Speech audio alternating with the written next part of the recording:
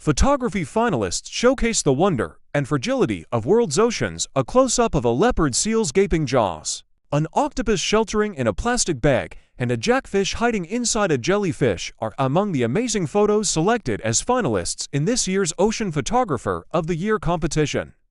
The 105 images were selected from the more than 15,000 submitted by the best coastal, drone, and underwater photographers from around the world, according to a statement from the organizers published Thursday.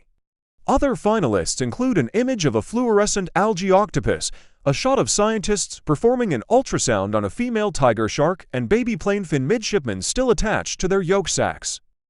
The Ocean Photographer of the Year, presented by Oceanographic Magazine and Blancpain, has a simple mission: to shine a light on the wonder and fragility of our blue planet, and to celebrate the photographers giving it a voice, reads the press release.